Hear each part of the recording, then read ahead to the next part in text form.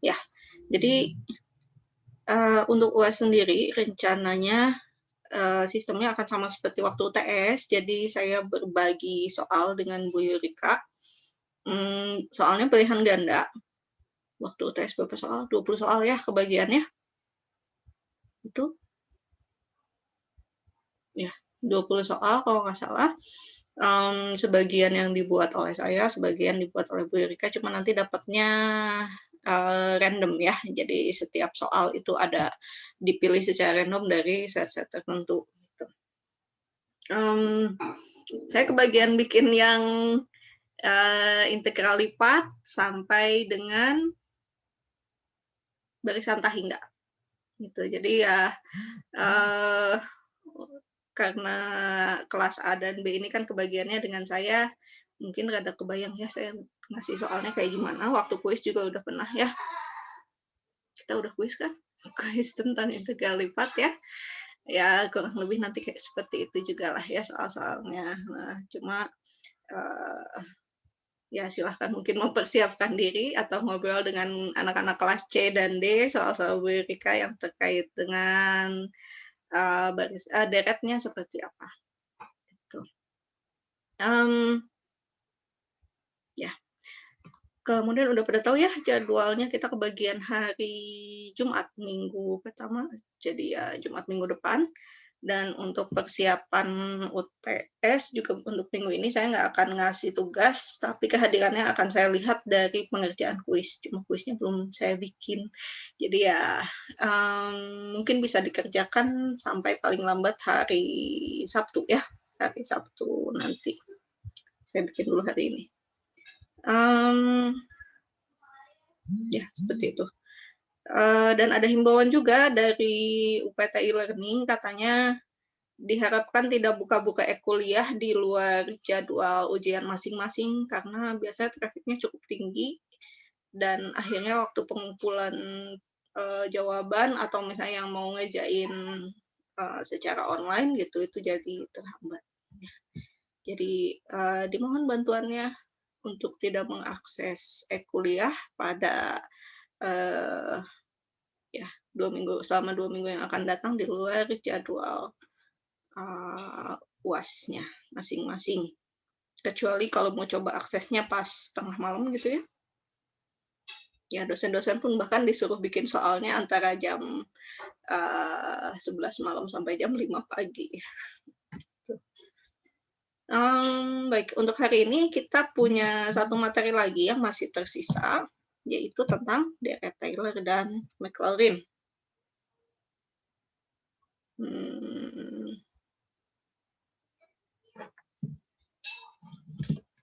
Oke, deret Taylor dan Maclaurin. Apa itu deret Taylor dan Maclaurin? Kalau sudah lihat, oke, saya pindah ke whiteboard ya. Apakah sudah muncul tampilan whiteboard-nya? Sudah, Bu.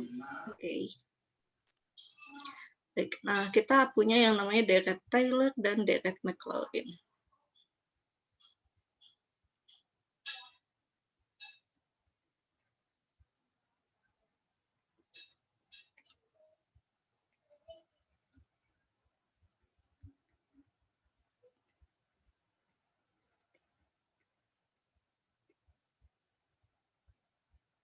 Oke, apa itu deret Taylor dan deret Maclaurin? Deret Taylor dan deret Maclaurin ini pada dasarnya adalah sebuah deret yang kita gunakan untuk mengubah suatu fungsi transenden menjadi fungsi polinom. Gitu. Nah, apa aja sih fungsi transenden? Misalnya, ini mungkin udah dapat ya di kalkulus 2, fungsi ln, fungsi trigonometri, sin, cos, tangen, terus apa lagi? Ya, dan kawan-kawannya. Terus eksponensial ya. Apalagi inverse trigonometri.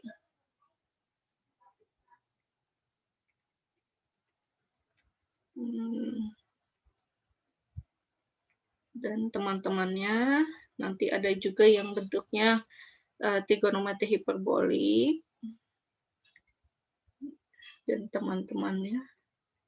dan juga inverse trigonometri hiperbolik. Nah, yang dua terakhir ini silahkan mencari-cari tahu sendiri ya, bisa cek paling mudah ya Wikipedia aja ya. Apa itu sin hiperbolik, apa itu sin inverse sin hiperbolik.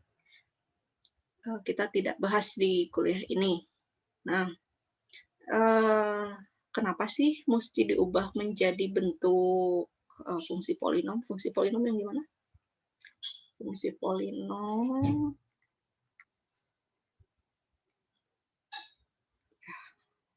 ini fungsi transenden ya, transenden.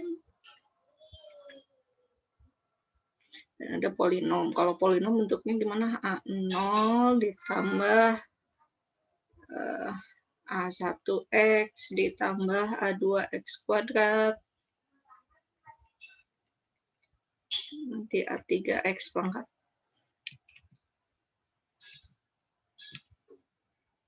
A3X pangkat 3 dan seterusnya. Nah, kenapa mesti mengubah fungsi transenden ke dalam fungsi polinom? Ya, bagaimanapun juga pada saat kita menghitung fungsi polinom, kita dapat menggunakan operasi aritmatika sederhana. Ya, kita lihat di sini ada penjumlahan, gitu. Kemudian pengurangan, gitu ya. Kalau ada nilai A0, A1, A2 koefisiennya yang negatif, gitu. Kemudian ada bentuk perkalian, ya, perkalian. Kalau misalnya nanti ada koefisiennya yang berbentuk pecahan, gitu, nanti berarti ada bentuk pembagian. Operasi pangkat gimana? Operasi pangkat itu kan perkalian yang diulang ya. Misalnya X kuadrat itu kan X kali X dan seterusnya. Ya, pangkat. Terus kenapa ada apa dengan operasi aritmatika sederhana? Nah, ini ada yang pernah belajar sempoa? Ya, tahu sempoa? Sempoa itu apa ya? Sempoa itu alat hitung tradisional Cina ya, zaman dulu yang pakai butir-butir, bukan butir-butir Pancasila, tapi butir-butir apa? Kayak manik-manik gitu ya, bola-bola kecil yang disusun di dalam papan menggunakan cara tertentu. Nanti kalau misalnya menambahkan, kita turunkan atau naikkan si butiran itu sebagai lambang bilangan. Gitu. Nah, menggunakan sempoa kita dapat menghitung tentunya operasi penjumlahan, pengurangan, perkalian, karena perkalian adalah penjumlahan yang diulang, dan pembagian, karena pembagian adalah pengurangan yang diulang. Gitu. Dengan demikian kita juga bisa hitung pangkat, akar juga gitu ya.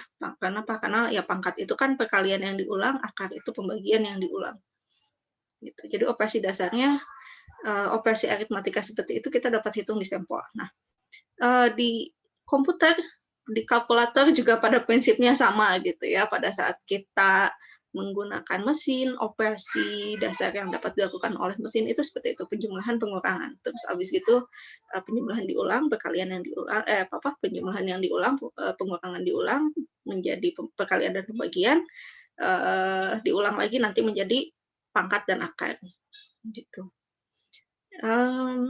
Ya mungkin seperti itu yang ada di kalkulator tukang sayur tuh ya, kayak gitu. Operasinya operasi aritmatika aja yang bisa dilakukan.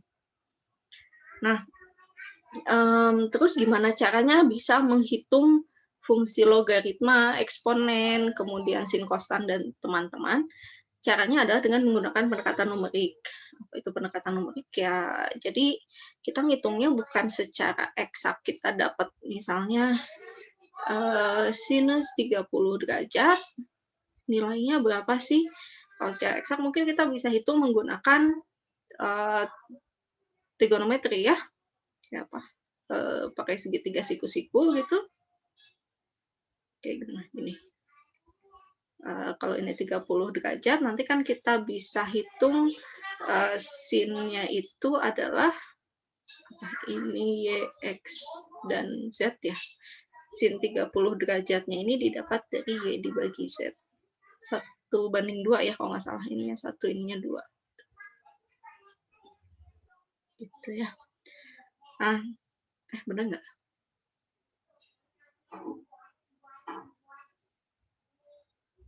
Kayaknya betul ya. Nah, kalau ini dihitung secara eksak.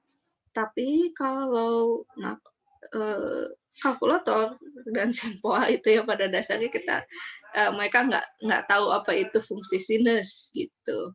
Nah, terus gimana ya diajarinnya kita gunakan pendekatan menggunakan polinom gitu. Makanya biasanya kalau di kalkulator itu suka ada nilai sisa gitu ya, buat ngecek apakah sebuah kalkulator menyimpan nilai sisanya.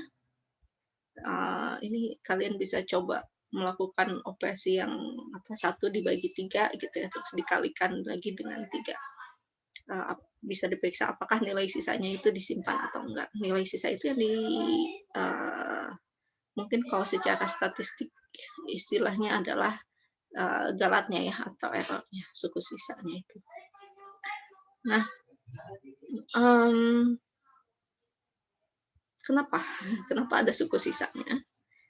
Nah, jadi sebuah fungsi transenden, kenapa dinamakan transenden? Ini secara definisi fungsi transenden adalah fungsi yang tidak dapat dituliskan ke dalam sejumlah berhingga suku polinom.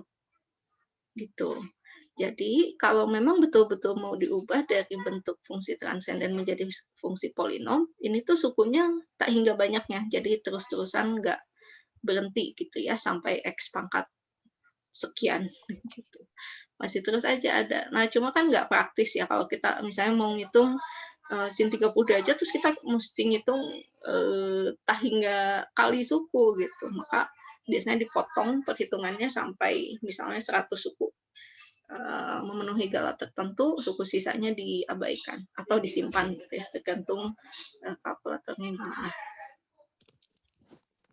Bagaimana cara kita mengubah dari fungsi transenden menjadi fungsi polinom?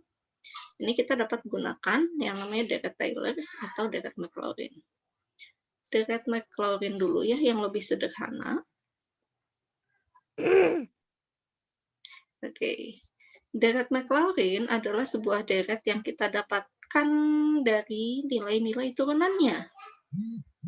Maksudnya gimana? Jadi misalkan kita punya sebuah fungsi fx, kita ingin ubah fungsi fx ini ke dalam deret polinom gitu ya, menggunakan Dirac-Maclaurin.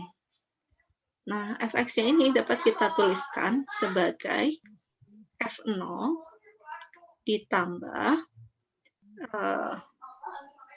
f aksen 0 1 faktorial ditambah f double aksen 0 2 faktorial. Oh maaf, saya ketinggalan sesuatu. X ya, ditambah ini x kuadrat. Nah, terus ditambah f triple aksen 0 3 faktorial x pangkat 3 dan seterusnya. Jadi kalau secara umum kita menuliskan ini jadi f pangkat k gitu, k faktorial x pangkat k di titik 0 ya turunannya gitu. Jadi kita nggak perlu mengetahui berapa aja nilai fungsinya di keseluruhannya, tapi asalkan kita tahu di titik 0-nya berapa, maka kita dapat tuliskan Dirac-Maclaurin. Contohnya, misalnya kita menghitung fungsi sin x, gitu. Kita mau tuliskan dalam bentuk Dirac-Maclaurin. Maka yang perlu kita lakukan,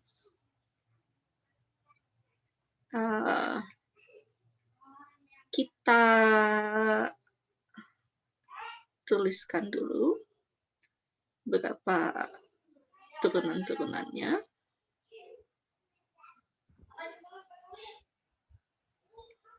Kebanyakan nggak ya? Ya, kita lihat nanti.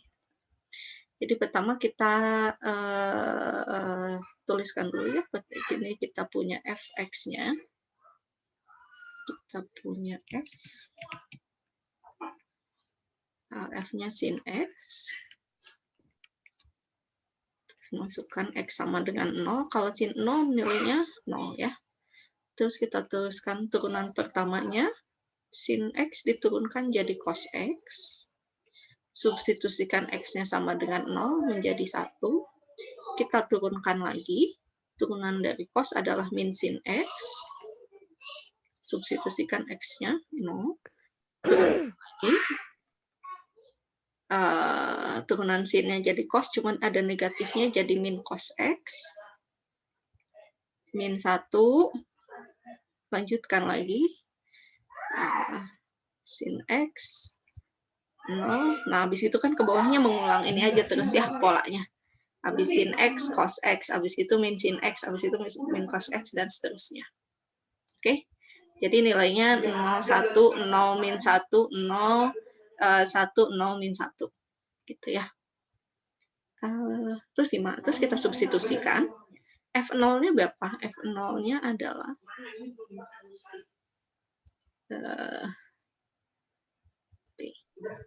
ini F0, yang ini F aksen 0, F double aksen 0, F triple aksen 0, nanti F4 gitu ya, dan seterusnya. Sehingga dari sini kita udah tahu ya nilai-nilai F0, F aksen 0, F double aksen 0, dan seterusnya. Ngambil dari tabel sini. Yang lainnya tinggal mengikuti aja karena kan nggak bergantung pada fungsi F-nya ya. Maka fungsi sin X ini dapat kita tuliskan sebagai 0 ditambah F aksennya adalah 1. 1 faktorial kali X. F double aksennya adalah 0 lagi, 2 faktorial X kuadrat. Lalu min 1. 0 lagi ya. Mau lanjut? Boleh ya. 0, 1, 0, min 1, 0, 1 lagi. Kita berulang ya nanti kalau sudah ini kan kembali lagi ke sini. 1, tapi bedanya bawahnya jadi 5 faktorial, X pangkat 5, 0, 6 faktorial, X pangkat 6. Mau sampai mana? 1 lagi deh. Min 1, 7 faktorial, X pangkat 7. Mari kita buang suku-suku yang nilainya 0, kan nggak kepake juga ya ini. Ini kan nggak kepake nilainya 0, ini juga nilainya 0, ini nilainya 0. Tentu ini masih tak berlanjut gitu ya. Oke. Sehingga ini yang tersisa apa? 1 dibagi 1 faktorial X, min 1/3 faktorial X pangkat 3, plus 1/5 faktorial X pangkat 7, min 1/7 faktorial, salah. Harusnya X pangkat 5 ya yang ini. X pangkat 5, X pangkat 7. Bisa lanjutkan ya. Tebak berikutnya apa? Berarti karena ini tandanya plus min, selanjutnya positif ya. Jadi 1/9 faktorial X pangkat 9, nanti min 1/11 faktorial X pangkat 11, dan seterusnya. Gitu. Mau dilanjutkan terus boleh. Mau berhenti sampai suku-suku tertentu boleh juga ya, boleh banget.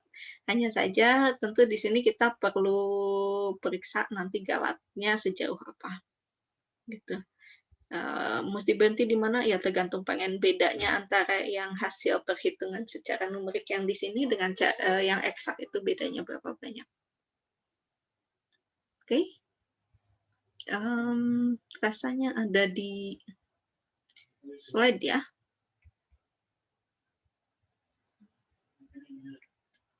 Ada di slide enggak? Oh, slide-nya belum dibuka.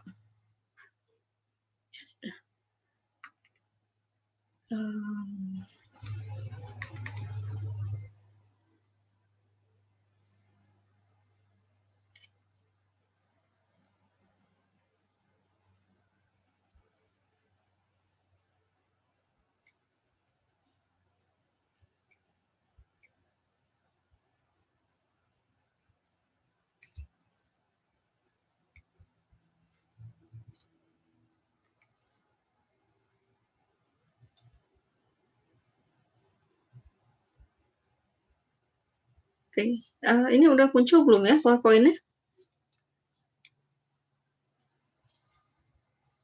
Sudah, Bu. Oke. Ini yang tadi ya, tentang ya, tadi kita lihat yang dari Maclaurin, ini contohnya untuk sin X. Nah, ini kita perlu mencari suku sisanya berapa banyak gitu, karena kalau pengen ngitungnya tepat sama seperti yang eksak, ya mesti nggak berhenti gitu ya sampai tak hingga banyaknya suku, tapi kan nggak praktis. Makanya biasanya kita pilih yang diterima galatnya sejauh apa. Misalnya pengen bedanya cuma 0,0001 gitu, berarti kita mesti ngecek ininya ya, RN-nya berapa. Gitu. Berhentinya di mana itu kita cek dari RN-nya. Misalkan RN-nya muncul dari mana? RN-nya kayak gini ya, RNX adalah Fn pangkat plus 1 di titik 0 gitu kalau Maclaurin, terus N plus 1 faktorial X min A pangkat N plus 1. Jadi misalnya kita ingin tahu kalau misalnya kita berhenti di N sama dengan 100 gitu ya, kegedean nggak apa-apa lah ya. Nah, kalau kita berhenti di N sama dengan 100, nanti sisa galatnya itu berapa? Berarti kita hitung R100 dari X adalah apa tadi? F, betul ya? Betul. F110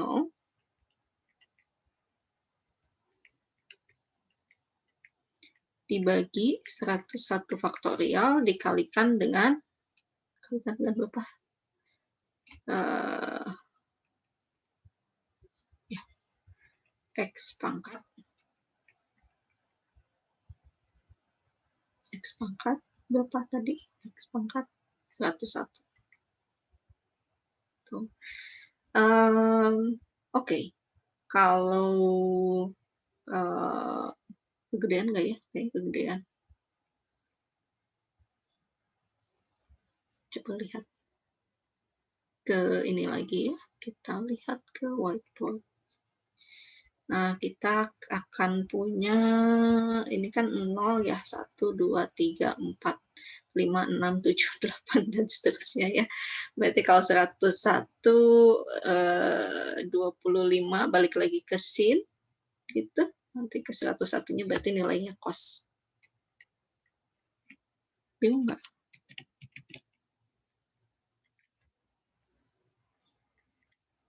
R 100X itu nilainya adalah F101 apa tadi? 101 faktorial dikalikan dengan X pangkat 101. F110 di titik 0 juga ya. Ini adalah cos X dibagi 101 faktorial kali X pangkat 101. 101 faktorial itu berapa ya? Cos X-nya berarti 1 dibagi 101 faktorial X pangkat 101.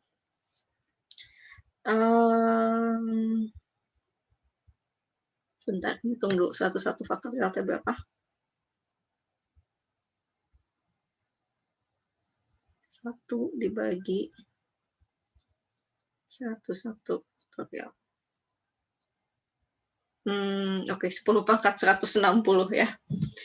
Maaf, 1 pangkat min 160, berarti nolnya ada 160. Ya, udah sangat-sangat kecil gitu. Jadi, kalaupun misalnya kita ingin tahu sin X pada saat X-nya adalah berapa?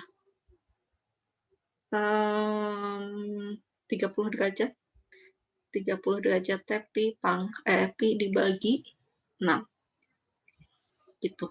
Maka kita hitung ini adalah 1 dibagi 101 faktorial kali pi per 6 pangkat 101. Ya, yang punya kalkulator mangga ya dihitung. Saya nggak pakai kalkulator, saya pakai HP. Jadi, ya, sekian. Ya, nanti akan didapat galatnya seperti ini. Jadi bergantung pada nilai X-nya juga berapa. Ya, seperti itu. Kalau misalnya kita berhenti di X maka 7 kayak gini berapa? Ya, berarti kita akan dapat R dari 7. Ini adalah ke-8-nya sin X ya. Benar.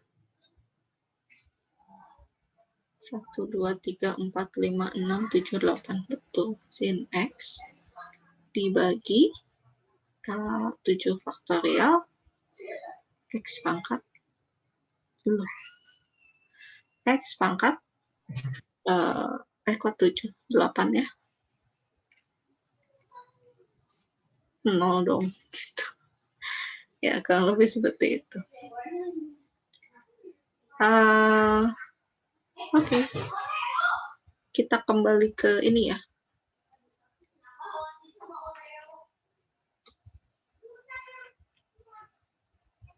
Nah, ya seperti ini. Oh maaf, saya lupa. N menuju tahingga ya. Kita buat N-nya menuju tahingga. Nanti akan didapat nilainya seperti ini. Gitu. Ya. Oh, oke. Kok langsung keluarin. Materinya nggak banyak ini. Terus, kan ada deret Taylor, ada deret Maclaurin. Bedanya apa? Nah, oke, pada saat kita memilih, jika kita punya fungsinya adalah sin X, maka pada saat kita masukkan X-nya 0, ini kan jadinya sederhana ya nilainya, 0, 1, 0, min 1, 0. Sehingga pada saat kita substitusikan ya bentuk deret Maclaurin ya, sederhana gitu ya fungsi polinomnya. Tapi ternyata tidak semua fungsi transenden ini jika kita masukkan X-nya 0 nanti akan menjadi sederhana atau malah menjadi nggak ada nilainya ya. Sebagai contoh, kalau fungsinya adalah ln X. Nah, fungsi ln X, jika X-nya 0, ini kan tak terdefinisi. Ya nggak? Iya. Karena nilai ln X itu mulainya dari X yang positif saja. Bisa ada nilainya kalau X yang positif. X sama dengan 0 ini tak terdefinisi ya. Terus gimana? Bisa nggak kita mengubah fungsi logaritma natural ini menjadi fungsi yang menjadi deret polinom gitu ya? Bisa. Caranya kita gunakan deret Taylor. Kalau tadi kan deret Maclaurin ya. Deret Maclaurin itu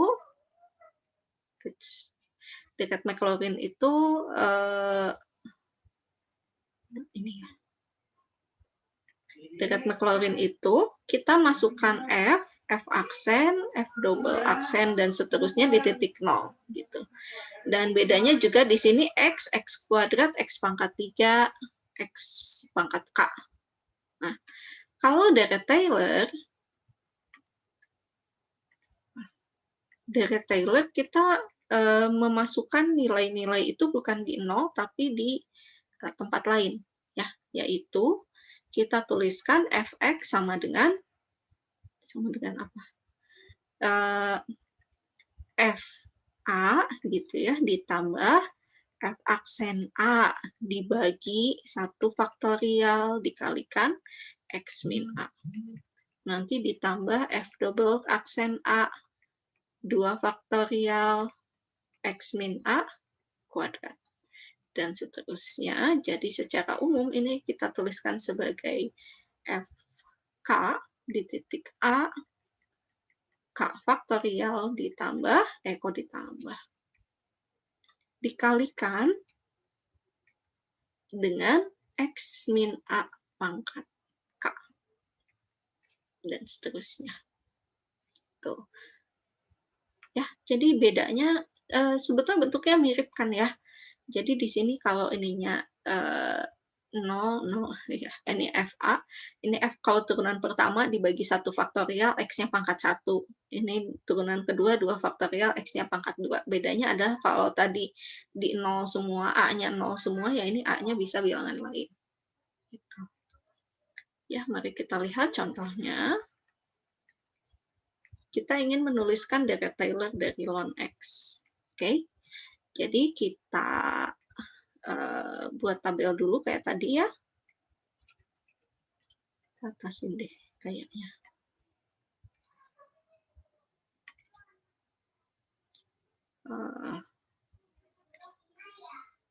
Ini ya.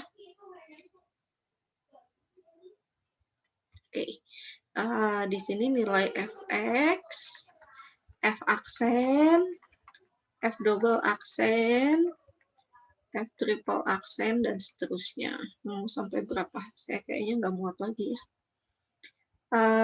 Oke, Fx-nya adalah ln X, turunan dari ln X adalah 1 per X, diturunkan lagi, ini kan X pangkat min 1 ya, kalau diturunkan lagi jadi min 1, X pangkat min 2 gitu, atau ini adalah min 1 per X kuadrat. Selanjutnya apa? Berarti min 1 kali min 2, X pangkat min 3 gitu ya. Jadi 2 per X pangkat 3 harusnya F turunan keempatnya kalau kita turunkan jadi berapa? Min 6 dibagi X pangkat 4 ya. Itu enggak? 2-nya kalikan 3. Gitu. Nah, terus kita substitusikan ini pada saat X-nya sama dengan 1. Kenapa? Biar simpel ya bentuknya. Nah, kalau kita masukkan X sama dengan 1, ln X-nya ln 1 adalah 0, kemudian 1 per 1 ya, min 1 per 1 kuadrat min 1, 2 per 1 pangkat 3 adalah 2, min 6 per 1 pangkat 4 min 6. Dan seterusnya. Boleh dilanjutkan sendiri ya. Jadi apa? Terus kita substitusikan. FA-nya, sekarang kita pilih A-nya sama dengan 1, sehingga bentuknya jadi gimana? 0 ditambah F aksen A-nya kita gantikan dengan 1, 1 dibagi 1 faktorial, X min A-nya gantikan lagi 1, ditambah min 1 bagi 2 faktorial, X min 1 kuadrat, terus 2 per 3 faktorial, X min 1 pangkat 3, min 6, 4 faktorial, X min 1 pangkat 4, dan seterusnya. Oh, tapi kita sebetulnya bisa lihat juga ya. Ini 0, ini 1 faktorial. Salah. Ini kita bisa anggap sebagai 0 faktorial ya. Ini min dari 1 faktorial. Ini jadi plus 2 faktorial. Ini min 3 faktorial, dan seterusnya ya. Ternyata mengikuti pola tertentu juga di sini. Sehingga kita bisa sederhanakan. Jadi apa?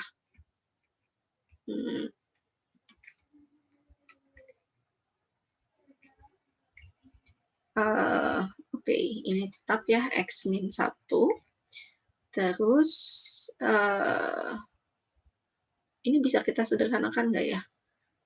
1 dibagi 2 faktorial itu berarti min 1 per 2 X min 1 kuadrat ditambah 2 dibagi 3 faktorial. Ini adalah 1 per 3 X min 1 pangkat 3. Terus min 1 per 4 X min 1 pangkat 4. Nah, dari sini lebih gampang kelihatan ya pola selanjutnya kita bisa tebak ditambah 1 per 5 X min 1 pangkat 5 nanti dikurangi 1/6, X min 1 pangkat 6, dan seterusnya. Tuh, ya. Jadi, gimana? Pada saat kita menuliskan deret Taylor atau deret Maclaurin, mungkin kita hanya perlu beberapa suku di awalnya aja, sampai kita bisa melihat, oh oke, ternyata pola berikutnya kita bisa tebak dengan mudah. Gitu ya. Sama seperti tadi di fungsi sinus gitu ya, ternyata kita cukup melihat mungkin sampai turunan ke-6 gitu, untuk bisa melihat disederhanakan bentuknya menjadi seperti ini, kita bisa tebak gitu ya, berikutnya gimana. Seperti itu deret Taylor dan deret Maclaurin, mungkin ini nanti bisa juga dicoba cek ya suku sisanya berapa. Gitu. Apakah betul menuju 0? Harusnya ya. Kita cek limit Rn. Berarti ini limit n menuju tak hingga. Kita lihat ini berarti apa? Min 1 per berapa? Ini 0, ini 1, 2, 3, 4. Betul ya. 1 per berapa? N plus 1 kalikan min 1 pangkat. Ada yang bisa tebak ininya gimana? Polanya berarti ini min 1 pangkat N plus 1, 1 per N. Betul ya. X min 1 pangkat N plus 1.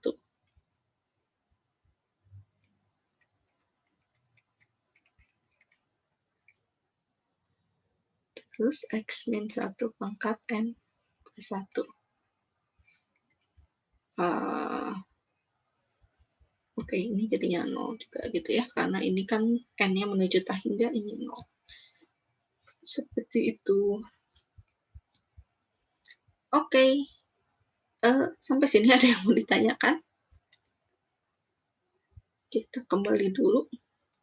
Ya, jadi kalau deret Maclaurin itu, ini A-nya selalu nilainya 0. Kalau deret Taylor bisa diganti-ganti.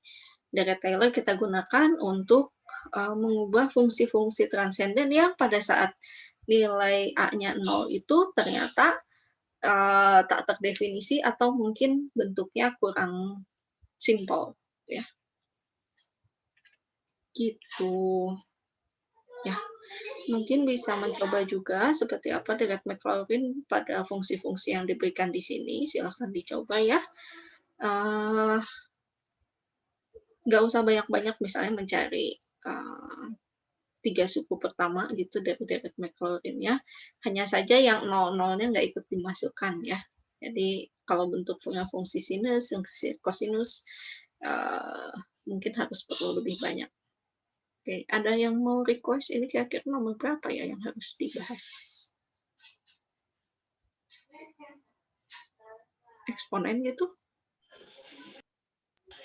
Nomor 5, Ibu. Oh, nomor 5. Oke, yang nomor 5. Kita lihat. Nah, sekarang bentuknya ada fungsi sin X ditambah pi per 2.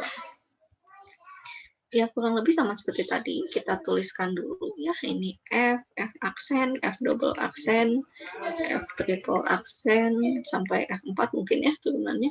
Karena abis itu ngulang lagi ke atas. Ini sin X ditambah pi per 2.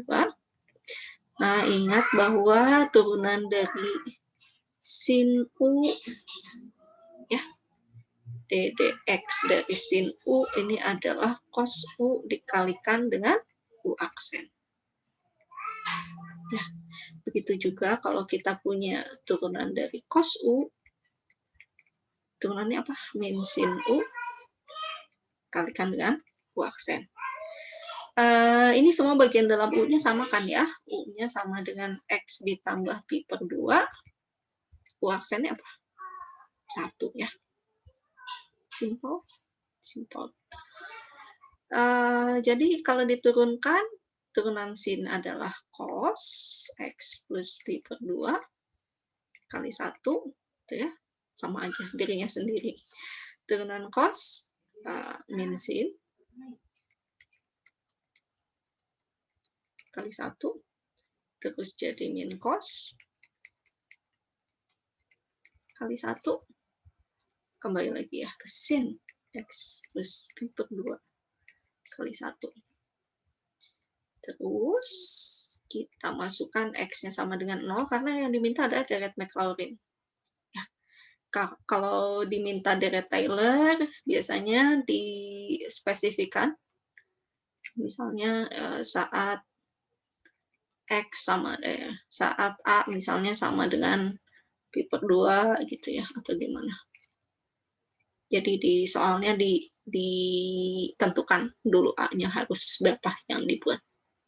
Tapi di sini kalau deret Maclaurin, maka kita langsung masukkan X-nya 0. Bukan X-nya 0, maaf, A-nya 0 ya. Cuma di sini tulisannya X, jadi kita substitusikan. X-nya sama dengan 0, berarti ini adalah sin pi per 2. Sin pi per 2 itu berapa? 1 ya. Terus cos pi per 2 adalah 0.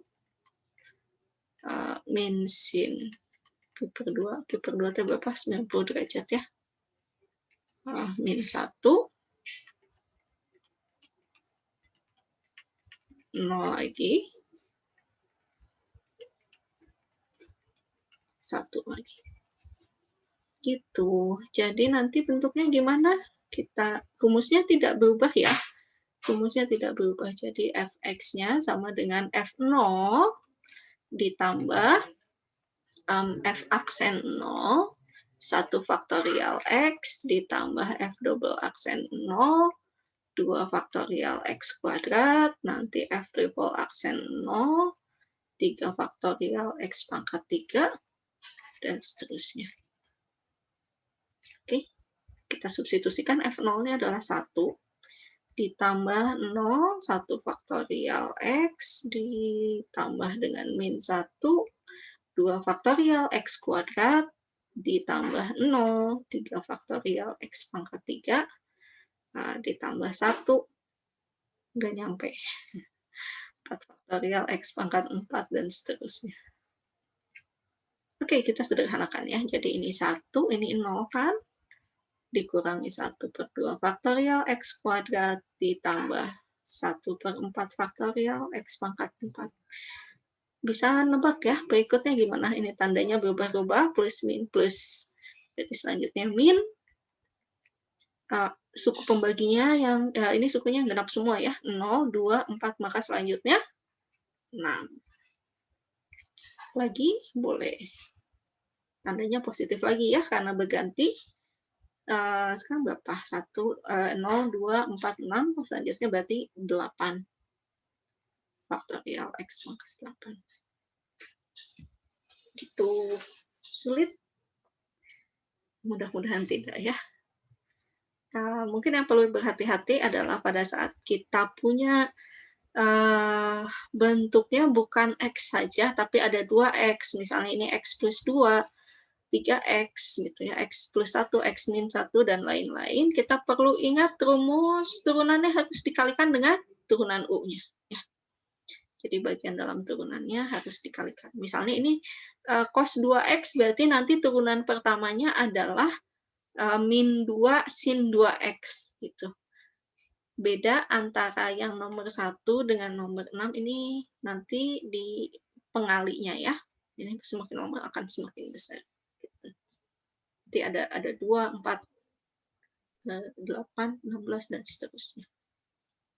Begitu juga untuk yang 7 gitu ya, ini turunan dari ln U adalah 1 per U dikalikan U aksen. Ya, berarti ini turunan pertamanya 1 per 2x plus 1 dikalikan dengan turunan 2x plus 1 adalah 2. Gitu. Oke, hati-hati. Jangan lupa dikalikan dengan U aksennya. Ya. Ada yang mau ditanyakan sampai sini?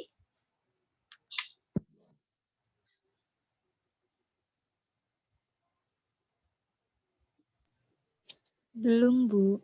Belum. Oke, masih bisa diikuti ya. Silahkan dicoba soal-soal untuk latihan 6 ini.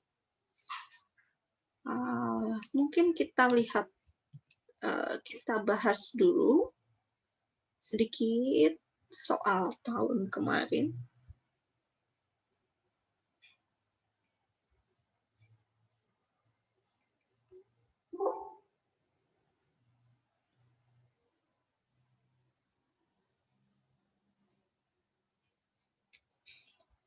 Oke.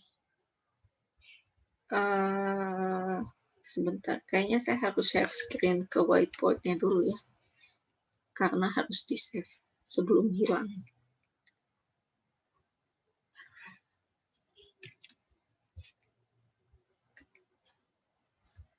Mari kita lihat soal tahun kemarin.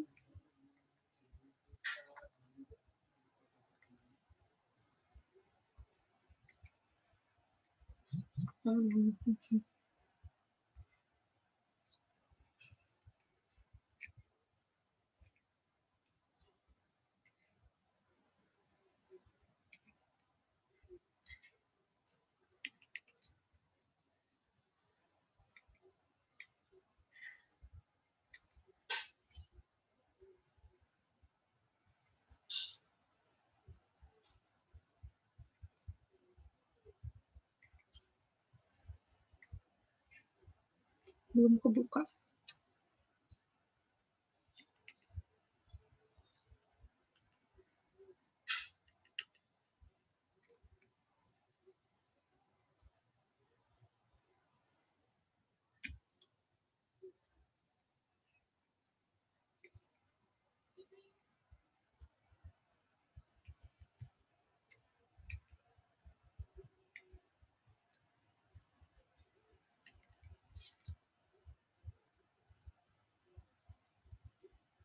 Baik, ini soal tahun kemarin.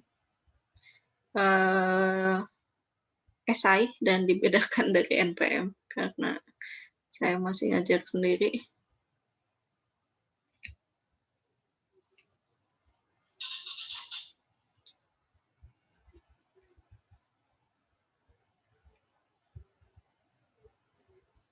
Oke, jika kita lihat ya nomor 1, biasanya sih saya memberikan soalnya nggak banyak-banyak gitu ya, ada satu soal yang ya ini kebetulan yang tahun kemarin waktunya lebih singkat gitu, jadi soalnya saya kurangi, tapi kalau sebelum-sebelumnya sih biasanya saya memberikan satu soal yang terkait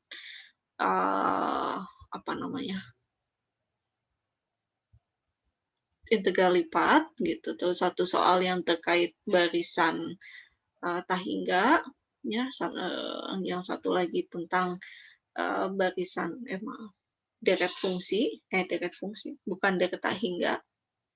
Kalau ini deret fungsi ya, deret fungsi yang Tahingga. Kemudian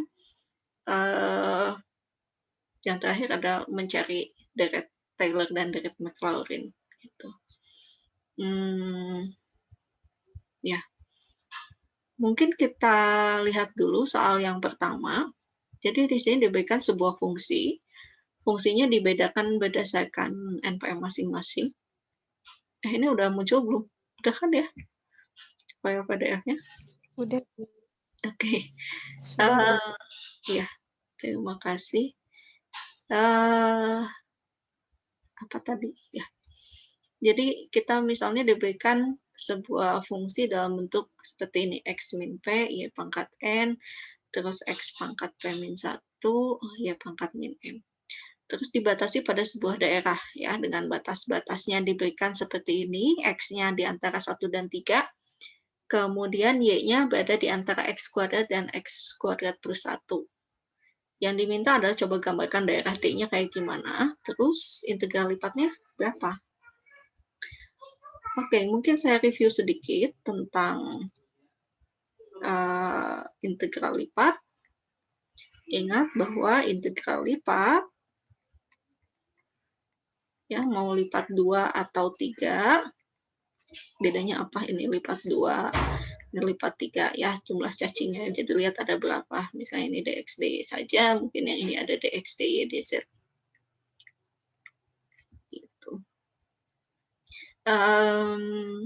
Ya, integral lipat masih ingat ya dibedakan menjadi 2. Ada berdasarkan alasnya ya, ada yang alasnya persegi panjang, ada yang bukan persegi panjang.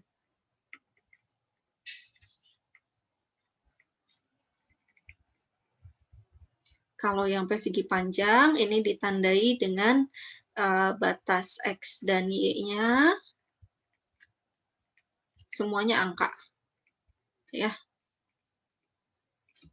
Jadi misalnya X-nya berada di antara tadi berapa? 1 sampai 3 gitu ya, tapi Y-nya berada di antara 0 sampai 10.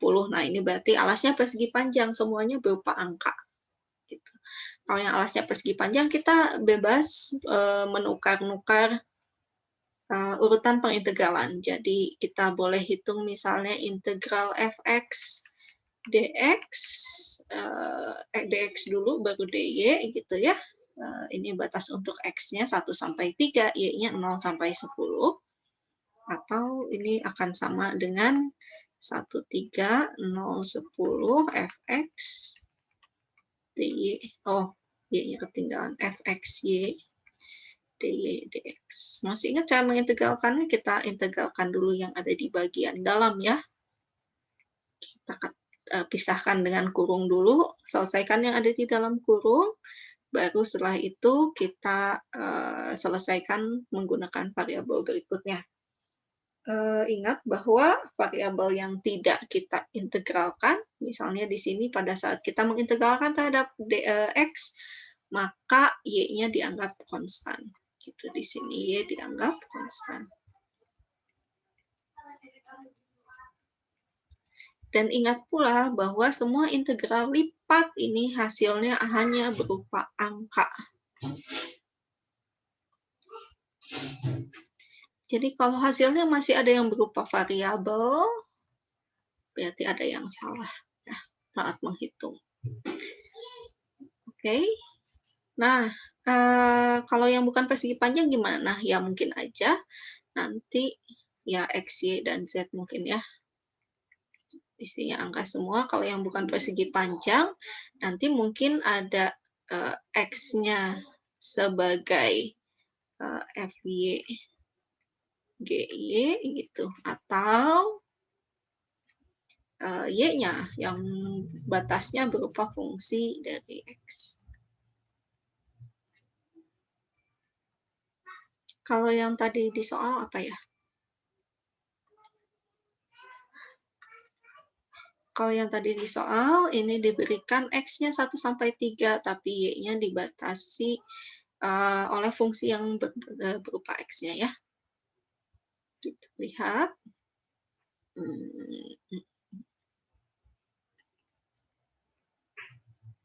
Jadi, mungkin seperti tadi, X-nya berada di antara 1 sampai 3, gitu. Terus Y-nya X kuadrat kurang dari sama dengan gitu ya tadi contohnya. Kalau digambarkan gimana? Kalau digambarkan saya pakai warna lain.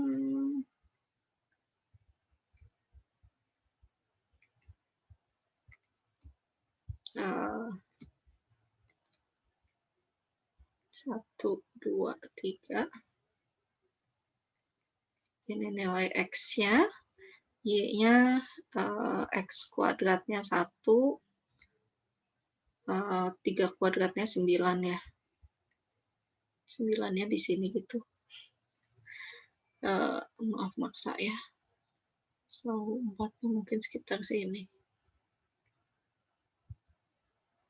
Gitu, ini untuk X kuadratnya. Terus X kuadrat plus 1-nya berarti agak di atas sedikit gitu ya. Ini X kuadrat plus 1. Saya pakai warna lain lagi untuk batas X-nya ya. X-nya berada di antara 1 dan 3. Lalu jangan lupa diarsir daerah mana yang merupakan batasnya yang ini ya. Gitu. Kelihatan nggak ini? Kurang tebal.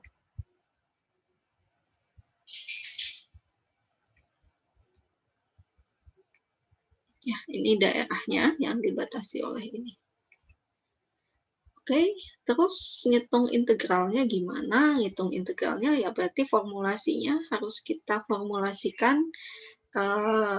yang ada variabelnya dulu, batasnya ya. Jadi dalam hal ini, karena X-nya batas-batasnya konstan, Y-nya batasnya dari X, gitu, maka kita harus tuliskan ini pengintegralannya terhadap Y dulu.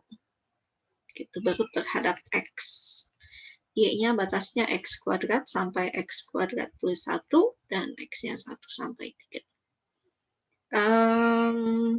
Kalau tadi sih bentuk soalnya sederhana ya, berupa fungsi polinom, mungkin nggak terlalu susah mengintegralkannya. Pakai aturan pangkat juga cukup. Tapi tolong jangan dilupakan juga seperti apa integral fungsi yang lain.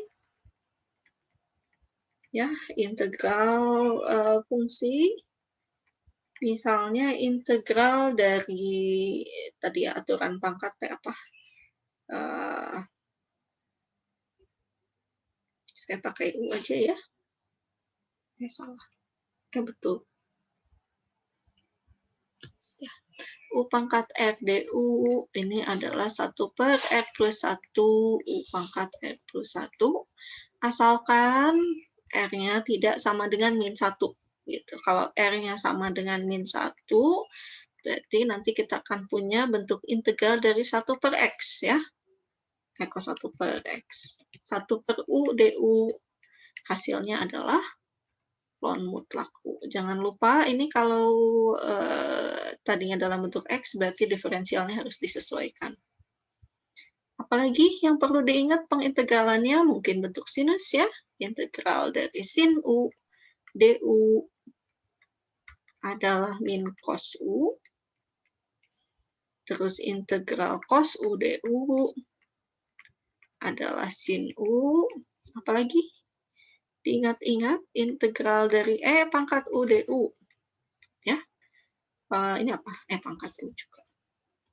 Mungkin nanti saya akan kirimkan tabel integral yang sederhana aja tapi ya. Nanti saya simpan di mana? Di kuliah aja mungkin ya.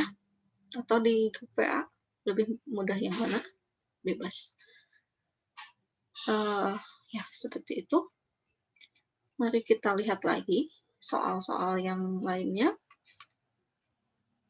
Oke, seperti apa rumus eksplisit dan selang kekonvergenan pada direct fungsi seperti ini? Ya, silahkan masukkan NPM masing-masing untuk mendapatkan bentuknya kayak gimana. Gitu ya. Tapi kalau ini kita tuliskan N min P plus M-nya adalah suatu nilai A gitu, maka nanti rumus eksplisitnya adalah X plus A dipangkatkan dengan N dibagi N kalikan N plus 1.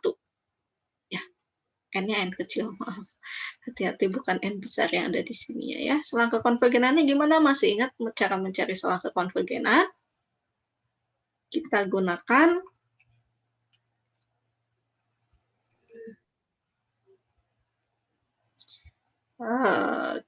untuk mencari selang kekonvergenan.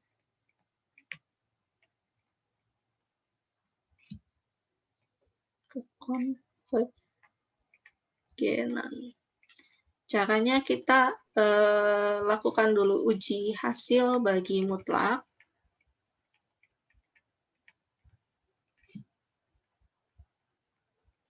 Ya, kita hitung rho sama dengan limit N menuju ta hingga dari nilai mutlak AN plus 1 dibagi AN, ini harus kurang dari 1. Ya, nanti kita akan mendapatkan selang kekonvergenan sementara, yaitu min R kurang dari X kurang dari R. Gitu. Lalu kita periksa titik-titik ujung selangnya.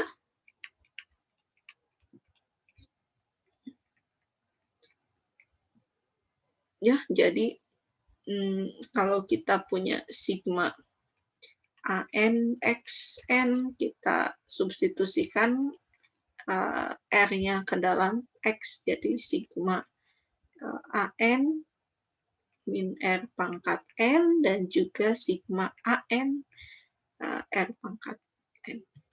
Ini cek ke konvergenannya. Lalu nanti hasil dari sini digabungkan, gitu ya. Ini siapa? Joni yes Papa Ngacung, ada pertanyaan?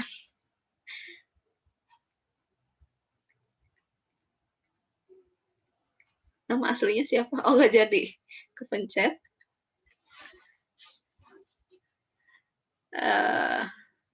Ya, gabungkan hasilnya ya. Setelah itu. Baik, berikutnya. Mudah-mudahan masih ingat ya. Kalau enggak, buka lagi video sebelumnya atau slide kuliah sebelumnya. Saya juga sudah menyimpan handout-nya ya. Jadi yang lebih panjang dibandingkan dengan apa namanya PowerPoint. Kalau PowerPoint kan nggak banyak-banyak tulisannya. Oke, kemudian Deret Maclaurin, jika kita punya fungsi akar dari n plus px plus mx kuadrat. Ini gimana? Ya kayak tadi, berarti kita tuliskan f0. Kalau f0 berapa? Berarti akar n ya. Kemudian f aksennya apa? F aksennya jangan lupa turunan dari akar u. Jadi gimana ya? Bisa pakai aturan pangkat untuk turunan. Jadi mata kuliah apa? Hal-hal yang dipelajari terkait dengan turunan dan integral fungsi satu variabelnya tolong tidak dilupakan dulu. Ini masih kepakai turunannya untuk Deret Maclaurin dan integralnya dipakai untuk integral lipat. Gitu ya. Ya, tuliskan seperti apa 5 suku pertama Deret Maclaurin. Kalau kayak gitu, pada saat X-nya sama dengan 1, nilainya berapa? Tinggal substitusi aja ini ya. Bahas lah.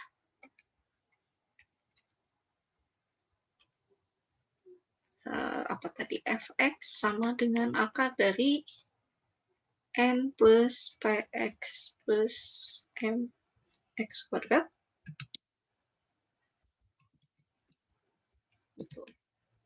Mau pakai NPM siapa?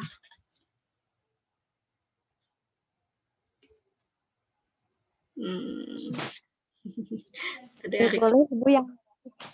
Kenapa? Boleh yang Nurofik. Ya, Rofik berapa NPM-nya? 038. N-nya kosong. 038. Ya, berarti kita akan punya fx-nya adalah akar dari 0 plus 3x plus 8x kuadrat, gitu ya. Oke, karena n-nya 0, berarti kita akan punya ini adalah 3x ditambah 8x kuadrat. Mau ditulis Deret Maclaurin ya kayak gimana? Jadi bentuk akarnya kita hilangkan. Seperti tadi ya, kita tuliskan, bikin tabel.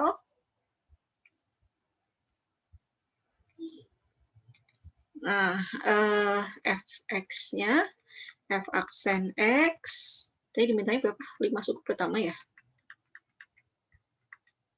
3, 4, 5. Kelebihannya ini jadinya 6, biarin lah. Berarti ini akar dari 3x plus 8x kuadrat, atau ini adalah 3x plus 8x kuadrat pangkat setengah. Oke. Berarti di sini kita tuliskan U-nya adalah 3x plus 8x kuadrat. Kita perlu U aksen. U aksennya berarti 3 plus 16x. Betul? Betul lah ya. Nah, berarti ini kan U pangkat setengah. Turunan dari U pangkat setengah. Berarti setengah U pangkat setengah kurangi setengah min setengah. U aksen. Ini bukan 1 tapi aksennya. Berarti setengah kali U aksennya adalah 3 plus 16x dibagi akar 3x plus 8x kuadrat. Oke, ya. Um, ya. Turunan keduanya kayaknya panjang ya. Kita harus pakai yang U aksen.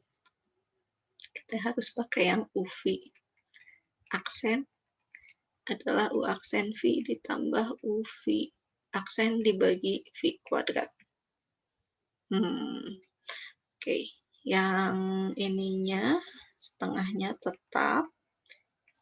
Turunan dari 3 plus 16x adalah 16, kalikan V-nya akar 3x plus 8x kuadrat, bukan ditambah, ini dikurangi ya, salah rumusnya. U aksen V min UV aksen, U dikurangi, U-nya apa? U-nya adalah 3 plus 16x, V aksennya yang ini, panjang 3 plus 16x dibagi akar 3x plus 8x kuadrat. Ya, dibagi V kuadrat. V kuadratnya adalah 3x plus 8x kuadrat. Wah.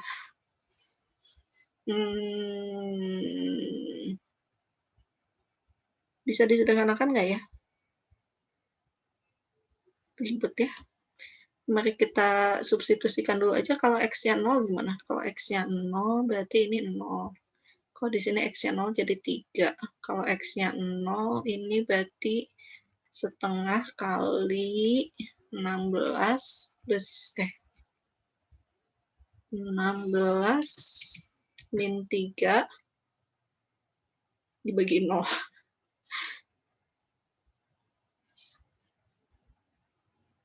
Kenapa saya ngasih soal yang aneh gini ya?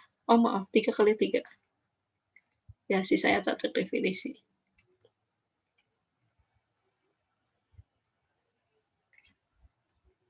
Ini tak terdefinisi. Dan seterusnya. Kenapa? Karena nanti yang berikutnya kan pasti ada bentuk V kuadrat dibagi dengan V kuadratnya juga ya. Jadi ada pembagian dengan 3x plus 8x kuadrat, tapi bawahnya 0 semua. Jadi deret Maclaurin-nya dapatnya gimana? Deret Maclaurin-nya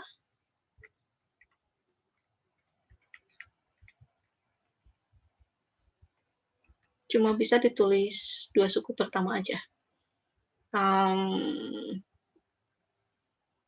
Ya. Substitusikan apa? 0 ditambah 3 dibagi 3 faktorial x pangkat 1. Ini sisanya tak terdefinisi.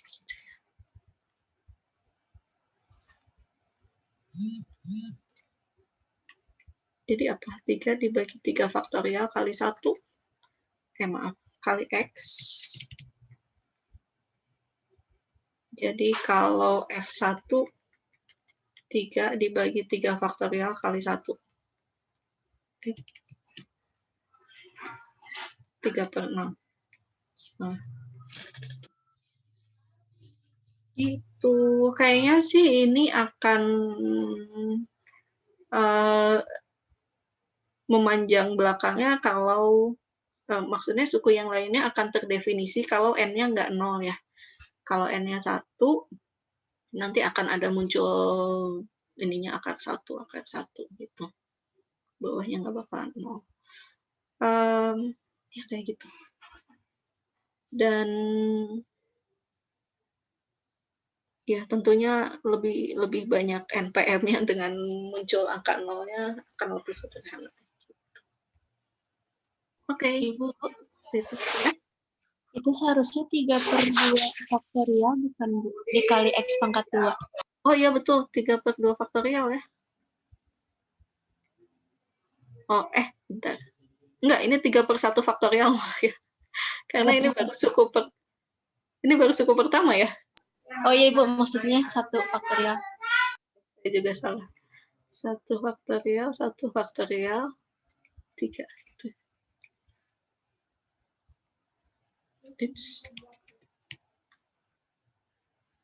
Ya, ini yang dimasukkan X-nya sama dengan 0. Gitu. Jadi, ya kalau memang tak terdefinisi tidak perlu dipaksakan ya. Ditulis semua, tulis saja tak terdefinisi. Gitu. Baik, sampai sini ada yang mau ditanyakan? Jangan nanya soalnya, saya juga belum bikin. Oke, save dulu.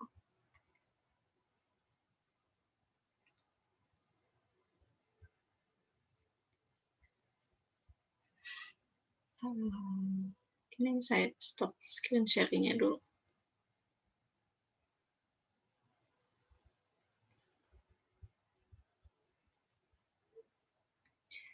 Baik, ada yang mau ditanyakan dulu nggak? Untuk hal-hal yang terkait UAS mungkin? Atau ada soal-soal tertentu yang perlu dibahas?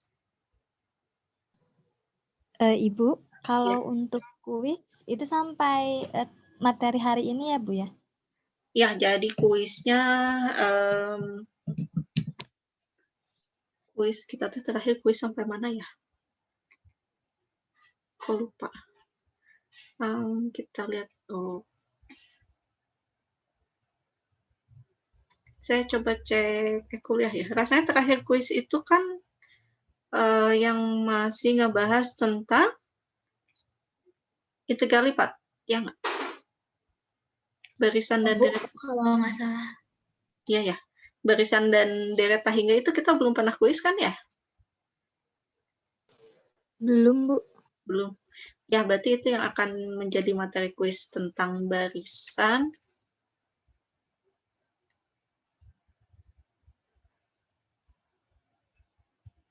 Jadi materi kuisnya adalah barisan ya. Apa barisan? Barisan gimana ngecek kekonvergenannya? Kekonvergenan barisan,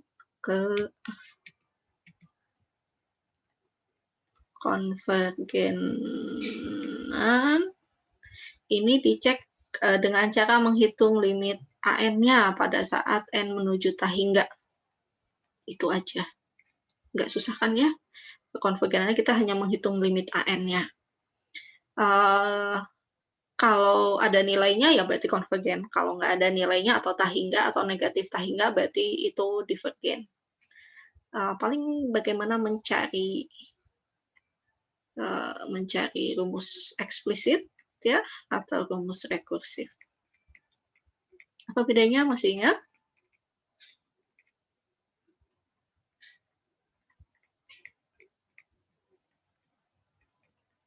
Rumus eksplisit itu yang kita pakai gini ya, misalnya AN sama dengan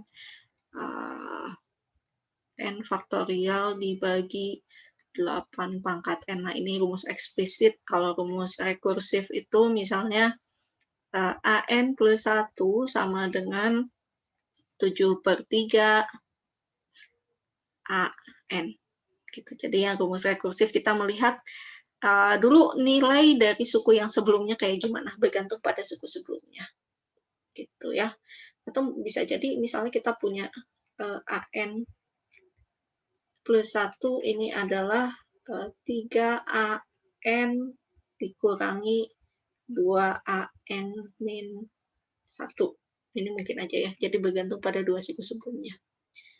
Oke, kemudian ada deret. Deret yang istimewa dulu, masih ingat ada apa aja?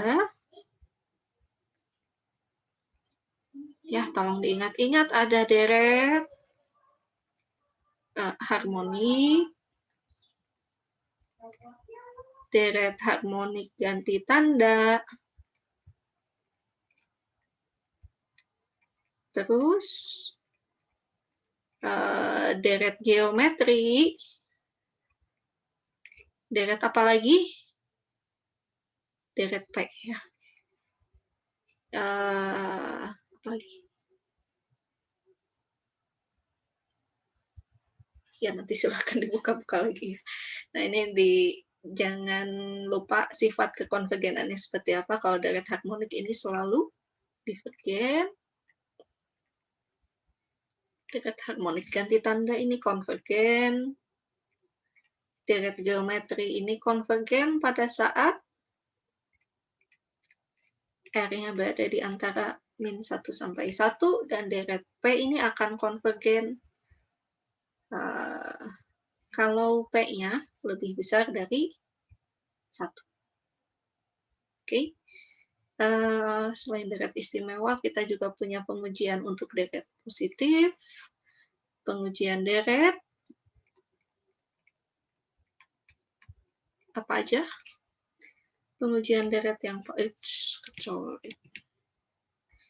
pengujian deret ada yang namanya uji kedivergenan.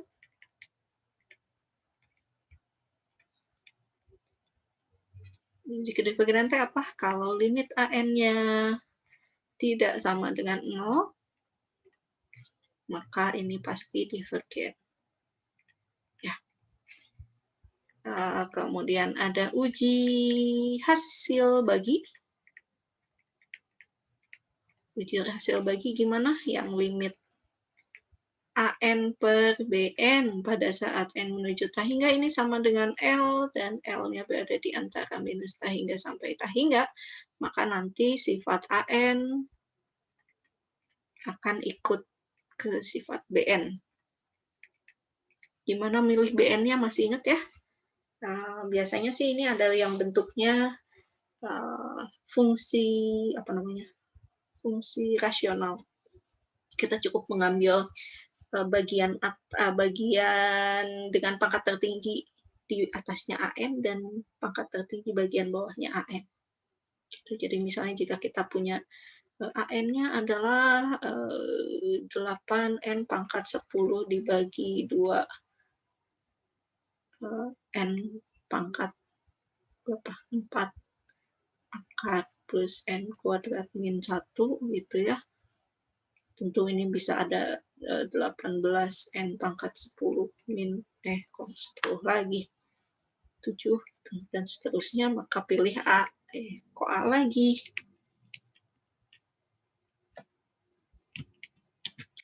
Pilih BN-nya, ngambil yang paling tinggi di atas, paling tinggi di bawah. Akarnya jangan lupa diambil ya. Jadi BN-nya 8N pangkat 10 dibagi 2 akar N pangkat 4, atau ini 8N 10 dibagi 2N kuadrat gitu. Ya, nanti silahkan menggunakan sifat-sifat deret istimewa yang sudah diketahui. Selain itu ada uji apa lagi? Ada uji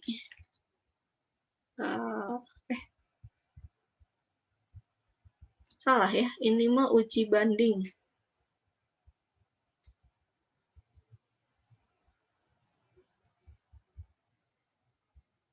Saya lupa. Yang ngitung kok itu namanya apa ya? Ini uji hasil bagi ya yang ngitung kok. Yang atas ini uji banding limit. Ya ampun. Uji banding limit. Kalau ini uji hasil bagi. Uji hasil bagi kita ngitung kok, yaitu limit N menuju tahingga dari mutlak AN plus 1 dibagi AN. Nanti kita cek kalau rho-nya kurang dari 1, ini akan konvergen. Ya, kalau rho-nya kurang dari 1, ini divergen. Kalau rho-nya sama dengan 1, Anda belum beruntung ya, uji gagal. Harus pakai cara pengujian yang lain, nggak boleh pakai cara yang ini. Uji hasil bagi digunakan untuk deret yang mengandung N faktorial, atau R pangkat N, atau mengandung N pangkat N. Ya. Oh, kok ada tanda mutlaknya? Terus ada lagi yang namanya, kalau kita punya deret ganti tanda, kita punya yang namanya uji deret ganti tanda.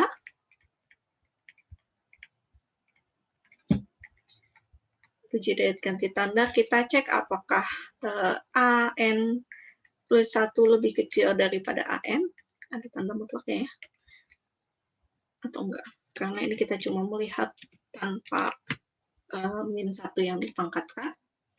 Ini ada bentuk min 1 pangkat N plus 1 atau min 1 pangkat N kalikan AN gitu ya.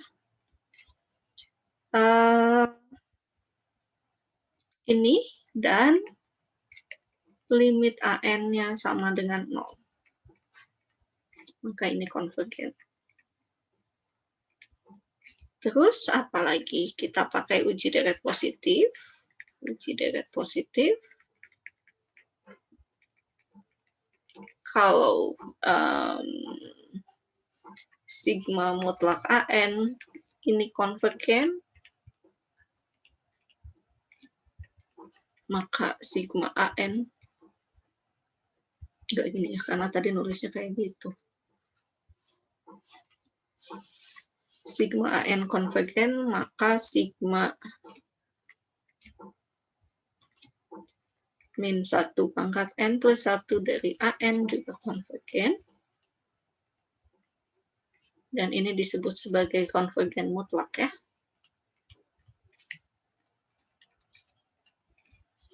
Apalagi kalau konvergen mutlak pasti konvergen. Uji hasil bagi mutlak.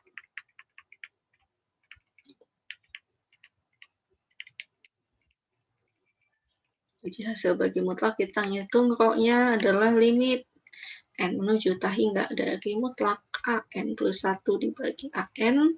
Nanti sifatnya sama seperti tadi ya, ini digunakan untuk yang mengandung N faktorial, kemudian R pangkat N dan juga N pangkat N.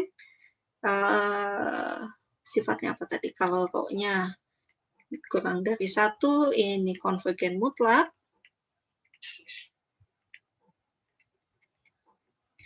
Kalau rho-nya lebih dari 1, divergen. Kalau sama dengan 1, ya tidak beruntung lagi ya. Ujinya gagal. Silahkan periksa pakai cara pengujian yang lain. Jadi nggak berhenti sampai sini. Kalau rho-nya sama dengan 1, nggak berhenti ya. Harus cari cara pengujian yang lain. Oke, ini untuk deret yang deret hingga. Kalau deret selanjutnya ada deret pangkat, tadi mana yang saya tulis? Deret pangkat kita mencari selang kekonvergenan ya, kita gunakan uji hasil bagi mutlak untuk mendapatkan selang sementaranya dari minus R sampai R. Kalau X-nya X aja ya, tapi kalau bentuk fungsinya dari X min A, itu. Berarti nanti selang kekonvergenannya akan berada di antara min R plus A sampai dengan R plus A. Itu. Caranya kurang lebih sama, nanti tinggal disubstitusikan aja di titik-titik ujung selangnya juga untuk dicek kekonvergenannya, baru digabungkan hasilnya. Dan terakhir adalah deret Taylor dan Maclaurin yang sudah kita bahas ya hari ini. Mana? Deret Maclaurin dan deret Taylor. Tuh. Kalau deret Taylor ininya bedanya deret Maclaurin dengan deret Taylor. Kalau deret Taylor ininya belum tentu 0 ya. Kita bisa memilih angka-angka yang lain. Jadi deret Maclaurin adalah bentuk lebih khusus dari deret Taylor. Baik, sampai sini bisa mengikuti. Ada yang mau ditanyakan? Ini sekalian mereview ya. Ibu, kalau untuk soal kuisnya itu PG ya, Bu? Ya, pilihan ganda. Ya, baik, Mau Bu. esai? Kalau esai saya malas meriksanya. Karena PG aja, Bu, biar sama kayak sistem UAS. Oke, ya boleh. Mungkin sekalian. Waktunya perlu berapa lama? 1 jam cukup. Buat kuis 1 jam aja ya. 1 90 jam. menit, Bu. 90 menit. Oke, boleh. Kalau kuis mah lebih santai ya. 90 menit. Asal jangan minta seharian ya. 90 menit berarti bisa berapa soal? 10 soal juga cukup kayaknya ya. Gimana supaya angkanya nggak terlalu membingungkan buat saya?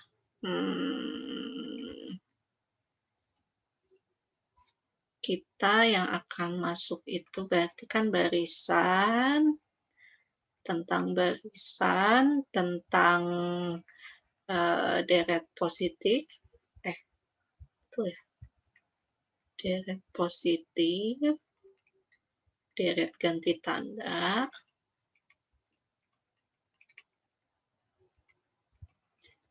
terus deret fungsi, deret pangkat ya. Deret pangkat, satu lagi deret maklaurin aja lah.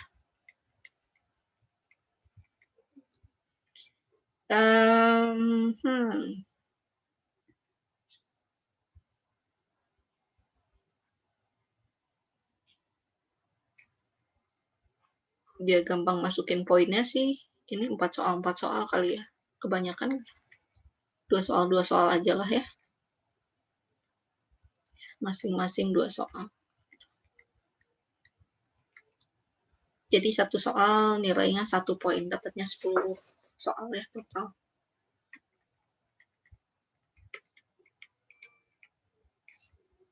Gitu, oke? Enaknya dibukanya gimana? Mau terus-terusan? Janganlah ya. Yang agak kosong kuliahnya hari apa? Sabtu kosong nggak? Sabtu siang kosong, Bu. Ada kelas dari jam 7 sampai jam 10.40. Oke. Itu kelas A. Kelas A, ya. Oke. Kelas B gimana, sama? Nggak ada kelas. Oh, nggak ada kelas, aman berarti ya. Oke, kalau gitu nanti kuisnya bisa dikerjakan hari Sabtu dari jam berapa? Jam 12 gitu sampai jam 6 sore ya. Silahkan pilih waktu yang kosongnya jam berapa seselesainya lah. Misalnya ada yang mau ngapel jam 3 sore ya berarti kerjakan sebelumnya gitu ya. Atau ya ada yang mau arisan gitu jam berapa. Berarti silahkan mencari waktu yang agak kosong buat menyepi dulu selama 90 menit. Oke? Ada yang mau ditanyakan, disampaikan sebelum saya akhiri kuliahnya?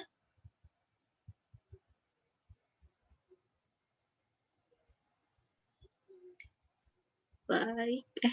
Nggak ada?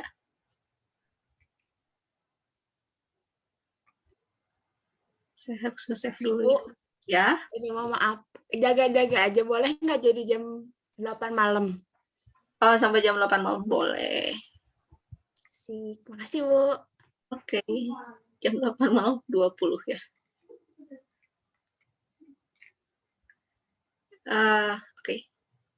Sudah? Ada lagi? Nggak ada, Bu. Oh, nggak ada. Ya udah. Kalau tidak ada lagi pertanyaan, komentar, saran, dan lain-lain, ya mungkin kita akhiri saja ya kuliah untuk hari ini. Terima kasih atas perhatiannya. Mohon maaf apabila selama perkuliahan kalkulus lanjut ini banyak kekurangannya, terutama kekurangan dalam hardware-nya ya, ini sering kali ngehang kesana sini dan lain-lain. Mudah-mudahan kita tidak bertemu dalam kuliah yang sama tahun depan, lulus semua ya, dilancarkan semua dan semua juga berada dalam keadaan sehat walafiat sampai kita bisa ketemu lagi di kampus mungkin secara langsung. Baik, selamat belajar untuk UAS, mudah-mudahan lancar semua. Sekian, wassalamualaikum warahmatullahi wabarakatuh. Waalaikumsalam. Waalaikumsalam warahmatullahi wabarakatuh. Terima kasih banyak.